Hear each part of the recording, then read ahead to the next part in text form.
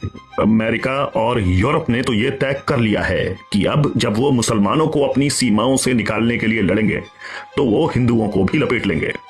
और ये वही समाज है जो दूसरे विश्व युद्ध के बाद से आपको इक्वालिटी, लिबर्टी, सेकुलरिज्म इन सब का चूरन बेच रहा था।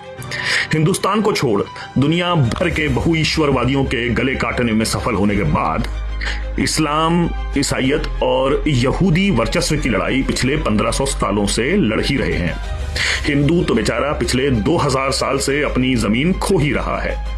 असली लड़ाई तो इस्लाम और ईसाइयत की हो रही है और छोटे मोटे प्लेयर जैसे कम्युनिस्ट, बुद्धिस्ट बीच बीच में आते रहते हैं।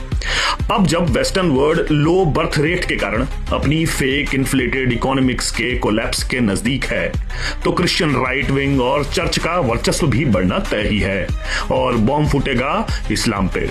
आप देखोगे अगले 2-3 साल में हर इस्लामिक माइग्रेंट एक क्रिमिनल की तरह स्टैब्लिश हो जाएगा, क्योंकि क्राइम क्या है इसको तय करने के मानक तो केवल ईसाई दुनिया के पास ही हैं। हालांकि इस्लाम का नेचर है भी कुछ ऐसा कि वो मुसलमान को छोड़ किसी को जीने लायक मानता ही नहीं है। ये आमने सामने की लड़ाई यूरोप से शुरू होगी और अमेरिका से होते हुए अफ्रीका तक फैलेगी। एनआरआई हिंदू बेचारा तो बस इन दोनों की लड़ाई के बीच में फंसने वाला है।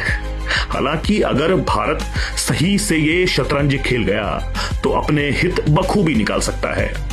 आज हिंदुओं का इमीडिएट शत्रु इस्लाम है। भारत को चाहिए कि वो ईसाई दुनिया का साथ दे, इस्लाम से निपट ले। बाकी जैसे ही कास्ट बेस्ड रिजर्वेशन से भारत छुटकारा पाएगा, भीम वाले और ईसाइयों का समाधान अपने आप ही हो जाएगा। भारत के पास मौका है इस लड़ाई की आड़ में अखंड भारत के सपने को पूरा करने का। इस्लाम संख्या बल के अलावा कोई तरीका जानता ही नहीं दुनिया को अपने कब्जे में लेने का, और दुनिया जिस दिशा में जा रही है दुनिया संख्या से नहीं चलेगी भाई। जब रोबोट प्रेग्नेंट होने की जिम्मेदारी ले लेंगे तब इस्लाम का माइग्रेंट बनकर कब्जा करने का पैटर्न कहां चलने वाला है।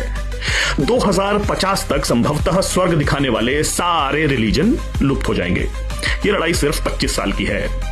अब निष्कर्ष ये, हमें धैर्य रखना है, सीधे सीधे इस लड़ाई में नहीं कूदना है। ईसाइयत और इस्लाम को आपस में लड़ने देना है ताकि वो अपने आप कमजोर हों।